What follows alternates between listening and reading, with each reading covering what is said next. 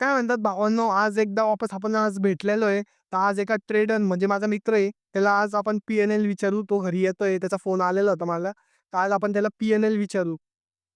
An Arab later. काय रे एवढा time लागतो कळायला? बरं ठीक आहे. ते जाऊ दे. या महिन्यातला तुझा पी-एन-एल काय? काय सांगू यार, लॉस चालू आहे माहिती आहे का? काय डिसेंबरने ना लावून ठेवली आहे. काय करू आता काही कळत नाही. कधी लॉस झाला? डोकं.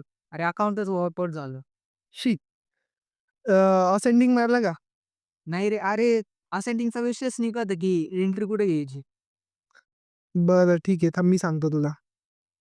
या मित्रांनो तुम्हाला पण सांगतो असेंडिंग काय राहतो आणि याला पण सांगतो एंट्री कुठे घ्यायची. तर सुरुवातीला असेंडिंगचं रेजिस्टन्स लेवल सेम राहते. मार्केट सपोर्ट शिफ्ट करत जातं. जसे जसे सपोर्ट शिफ्ट झाले मग त्या कॅन्डलनी जेव्हा ब्रेकआउट दिला रेजिस्टन्स तोडून ब्रेकआउट दिला तर तिच्या हायला एंट्री घ्यायची. एस लावायचा. तो जितक्या वेळ जातोय तितक्या वेळ जाऊन द्यायचा. जेव्हा तुम्हाला वाटेल की इथून आपण काढून घ्यायला पाहिजे तेव्हा तुम्ही एक्झिट करून टाकायचा ट्रेड. आता माझा क्वेश्चन आहे की एंट्री आपण क्लोजिंगलाच घ्यायची का टाइम फ्रेम शिफ्ट केली तरी चालेल?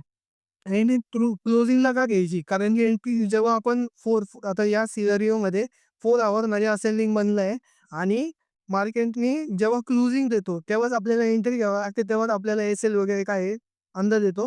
त्याच्यामुळे ज्या टाईम फ्रेममध्ये असेंडिंग बनलंय, त्याच टाईम फ्रेममध्ये मी एंट्री घ्यायची. आणि रिस्क टू रिवॉर्ड रेशो काय ठेवायचा? रिस्क टू रिवॉर्ड रेशिओ तो फक्त तुम्ही एस-एल लावून सोडून द्यायचा. तो जितक्या वर जातोय, तो तितक्या वर जाऊन द्यायचा.